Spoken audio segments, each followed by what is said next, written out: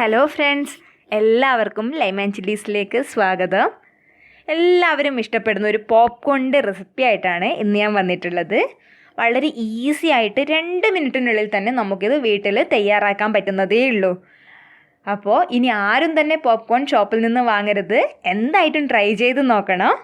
അപ്പോൾ നമുക്ക് വീഡിയോയിലേക്ക് പോയാലോ? അതിനു മുന്നേ ചാനൽ ആദ്യമായിട്ടാണ് കാണുന്നതെങ്കിൽ സബ്സ്ക്രൈബ് ചെയ്യാൻ മറക്കരുത്. വീഡിയോ ഇഷ്ടപ്പെടുകയാണെങ്കിൽ ലൈക്ക് ചെയ്യാനും മറക്കരുത്. അപ്പോൾ നമുക്ക് പോപ്കോൺ ഉണ്ടാക്കുന്നത് എങ്ങനെയെന്ന് നോക്കാം. ഇതിനായിട്ട് നമ്മൾ അടികട്ടിയുള്ള ഒരു പാത്രം തന്നെ എടുക്കണം.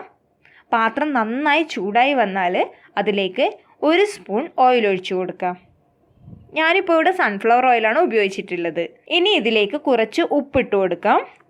ഉപ്പ് കുറച്ച് അധികം തന്നെ ഇട്ട് കൊടുക്കണം. ഉപ്പ് മുന്നിട്ട് നിന്നാൽ മാത്രമേ നമുക്ക് പോപ്കോൺ ആയി വരുമ്പോൾ അതിന് നല്ല രീതിയിൽ ഉപ്പൊക്കെ പിടിച്ചിട്ടുണ്ടാവുള്ളൂ. പിന്നെ ഒരു 1/2 ടീസ്പൂൺ മഞ്ഞൾപ്പൊടിയോ ഇട്ട് കൊടുക്കാം.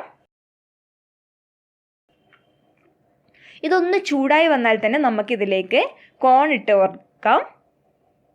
ഇതൊക്കെ നന്നായി ഒന്ന് മിക്സ് ചെയ്ത് കൊടുക്കണം. ഹൈ ഫ്ലെയിമിൽ വെച്ചിട്ട് വേണം പോപ്കോൺ ഉണ്ടാക്കാൻ വേണ്ടിയിട്ട്.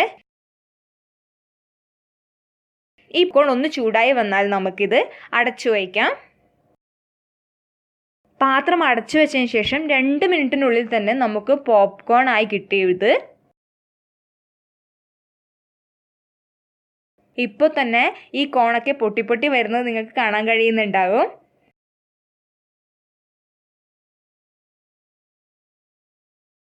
അപ്പോൾ ഇടയ്ക്കിടയ്ക്കൊന്ന് പാത്രം ഇതുപോലെ ഇളക്കി കൊടുക്കണം. അങ്ങനെ ആവുമ്പോൾ ഈ പൊട്ടി വരാത്ത പോപ്കോൺ ഉണ്ടെങ്കിൽ അതൊക്കെ താഴേക്ക് പോയിട്ട് അതും നല്ല പോപ്പായി കിട്ടും.